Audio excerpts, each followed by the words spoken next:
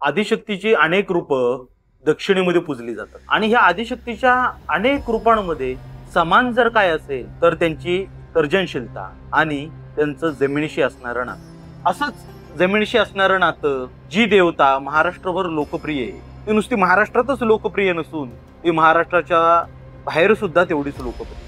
संस्कृतीच्या बाबतीमध्ये, परंपरेच्या बाबतीमध्ये सजग आणि जागरूक असणाऱ्या दाक्षिणात्य संस्कृतीमध्ये तिचं अस्तित्व अगदी ठळकपणे आपल्याला जाणवतं. कर्नाटक, तेलंगणा, आंध्र प्रदेश ते तमिळनाडू ती विविध नावांनी पूजली जाते, पण तिचं अस्तित्व आहे.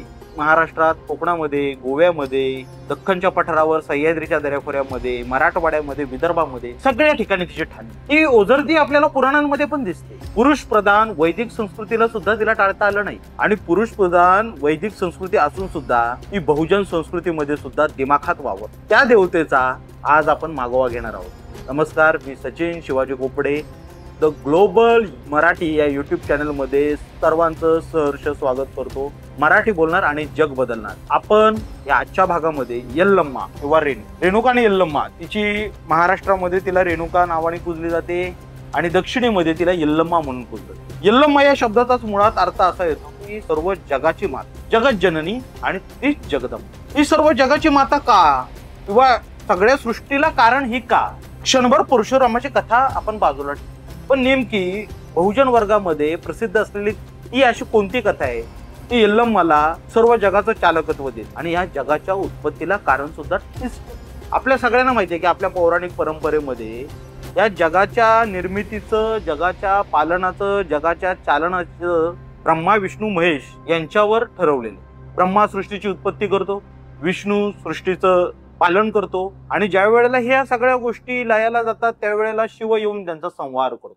पण आमच्या लोकसंस्कृतीमध्ये आणि आमच्या बहुजन संस्कृतीमध्ये आदिशक्ती यल्लम्मा आणि आदिशक्ती रेणुका या दोघींचं अनन्यसाधारण महत्व आहे.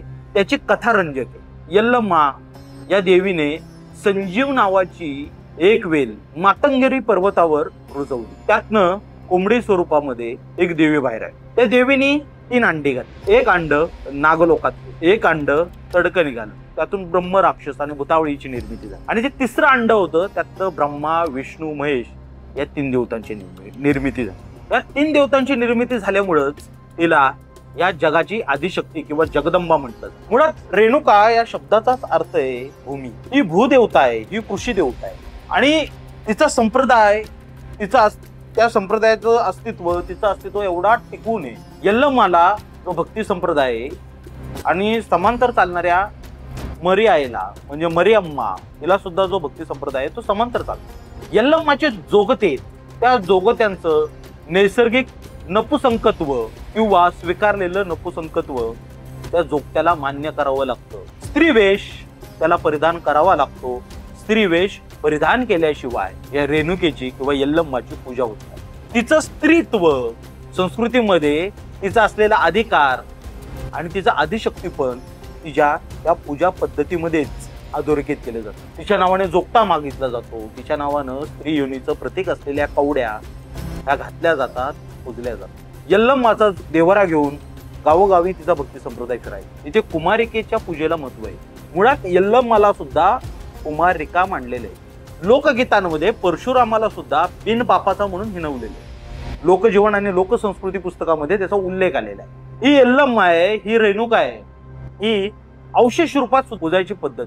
राची डेरे जिला लज्जागौरी म्हणतात, त्या लज्जागौरीचा रोख सुद्धा कुठेतरी रेणुका किंवा यल्लम्मा या भूदेवीच्या दिशेने होतो. तळ कोकणामध्ये आणि गोव्याच्या सरहद्दीपर्यंत सातेरी म्हणून जी वारुळ स्वरूपात देवी पूजली जाते अवशेष रूपात, तिचं अस्तित्व सुद्धा या रेणुकेच्या जवळ, या यल्लम्मेच्या जवळ जातं. आणि हिचा संप्रदाय किंवा हिची लोकमान्यता, हिची राजमान्यता एवढी जुनी आहे.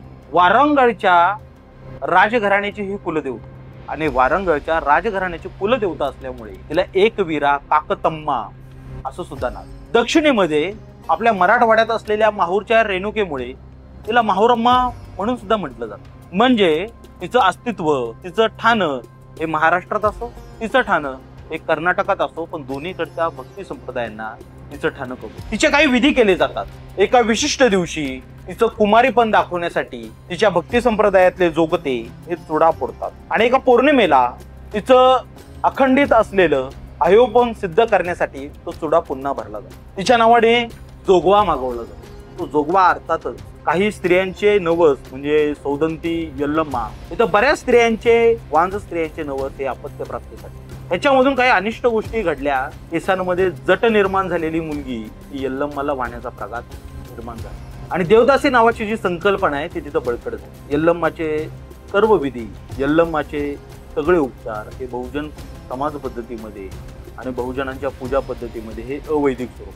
ते आपल्याला काहीसे उग्र वाटतात, ते आपल्याला काही वेळा निषिद्धही वाटतात, पण यल्लम्माचं जमिनीशी, यल्लम्माचं भूमीशी, यल्लम्माचं त्रितत्वाशी आणि यल्लम्माचं प्रजानिर्मितीशी असणारं नातं ते अधोरेखित करतात. यल्लम्माच्या नावानं चांगलं. धन्यवाद. पाहत राहा, लाईक आणि सबस्क्राईब करा द ग्लोबल मराठी हा यूट्यूब चॅनल.